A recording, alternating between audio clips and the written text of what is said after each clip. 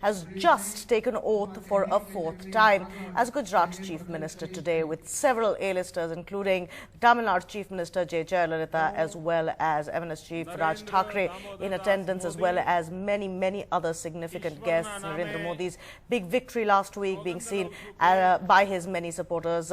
One does also look at it within the party as a stepping stone perhaps towards a bigger political role at the national level, even perhaps as the BJP's candidate for Prime Minister in 2014, with his stature only reinforced by the win that he delivered in the Gujarat Assembly elections. Just yesterday, we saw him unanimously chosen, of course, as the leader for the state, and now with his swearing in, it seems to be a decisive move that has been made by the party, particularly emphasized by their presence there, really recognizing him as a key leader.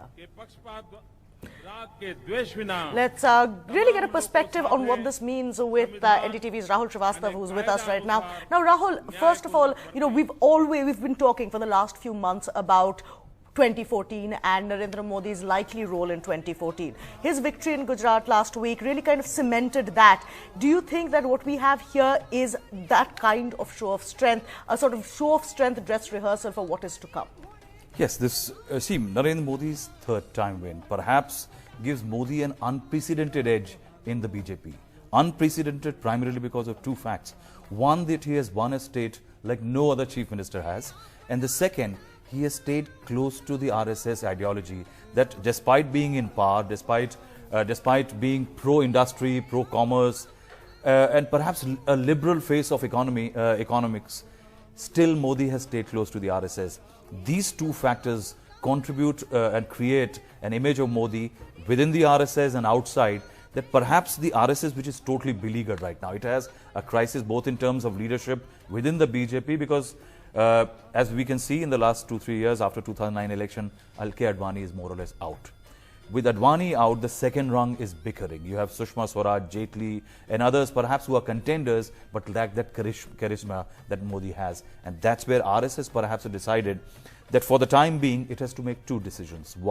First one, more imminent one, what to do with Nitin Gadkari, give him a second term or not. And second, if Nitin Gadkari as a low-profile manager of the party, who's going to be the face? Not much time left for 2014 if you look at it, because the Congress is a bit eager right now because it has launched the direct cash subsidy thing. It is projecting Rahul Gandhi in certain manner. That's why the BJP will like to, or RSS will like to give Modi some time. And that's why from now on, the clock is ticking for Modi's arrival to Delhi, and also perhaps the BJP and the RSS are sitting in the edge of a storm. It could happen anytime. January is going to be very exciting. So, of course, the BJP really running out of time here to establish that face. But it's also significant to see at this swearing-in ceremony the allies who are and are not there. So you've got the Tamil Nadu Chief Minister representing the AIADMK over there. You've got the MNS, interestingly, present there. You've got certain other allies who you don't have is the Bihar Chief Minister, who has from the very beginning made it very clear that he opposes Narendra Modi. So it's a balancing game that they're also playing in the show that they're putting on there. See, Kajol, perhaps this is something one can talk about Narendra Modi. Narendra Modi is a divisive figure. He's an aggressive politician, but he's a very divisive figure. Divisive in terms that he divides his own party. He divides the Sangh, the manner in which he functions as a chief minister or a party man. But also he divides the NDA. The fissure that he is causing the NDA is not just that he is causing a fissure. Perhaps what he is indicating by having Jayalalitha and both the Thackeray brothers there is that perhaps there is going to be a possible realignment of the NDA in case Nitish Kumar does not drop his aversion or opposition to Narendra Modi. So that's what yet another battle for the BJP and the NDA, that not only is the BJP is going to witness certain amount of upheaval with Modi's future plans, even the NDA is going to get altered. But certainly one can say lot of political activity, and certainly what the BJP does need right now, if it needs a decisive leadership, perhaps the RSS answer is Narendra Modi. Well, Rahul also joining us right now on the phone line, NDTV's Rohit Bhan, who is at the spot there, bringing us the latest on that swearing in of Narendra Modi for the fourth time, for his third successive term. Rohit, Rahul and I here have been talking about the importance of this particular swearing in as a possible dress rehearsal for the larger picture, which is, one assumes, part of the reason why it's such a spectacle. We believe 100,000 people at the stadium, a massive security. Is that correct? That's right. In fact, this stadium, Sardar Patel Stadium, has a capacity of around 70,000 people, and it's full. The capacity is full. In fact, apart from the stands, which are completely full with people, there are open area, which is a play area where the party workers, MPs, MLAs, all of those have descended here. They are completely chock-a-block the entire stadium. And of course, not to mention the senior party leaders, the entire top brass, which is assembled here, along with, as you mentioned, the chief ministers from other states. Now, as we speak, after Narendra Modi was sworn in, his cabinet ministers have now started taking the oath, and noticeable being Anandibhen Patel, Saurabh Patel, and Nitin Patel. Now, these were the ministers, senior ministers, were there in the earlier cabinet. Now they have been repeated. They find their place in the 2012 cabinet as well. So obviously, first, during the run-up to the elections, he had retained most of the sitting MLAs, ministers, and a good number of them have won, and now they being re-inducted into the cabinet, noticeable among them being Anandibhen Patel. What would perhaps be interesting is the absence of Vajubhai Vala from the cabinet. We've been told that he may be made the Speaker of the Gujarat Assembly, not been inducted in the cabinet. Now that will be important because he's a 7 times MLA. He's been holding the all-crucial finance ministry portfolio, but perhaps this time around he will be made the Speaker. So obviously, if you look at the composition of the cabinet, Narendra Modi is still going safe, choosing those who earlier found their place in the earlier cabinet. They have been picked up. Rohit, this is Rahul.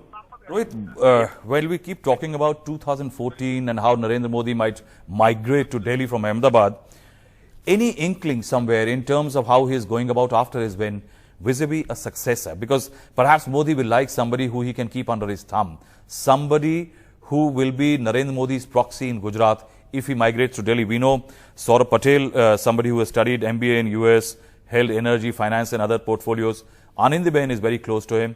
Any inkling somewhere that is somebody inching closer to being a successor to Narendra Modi?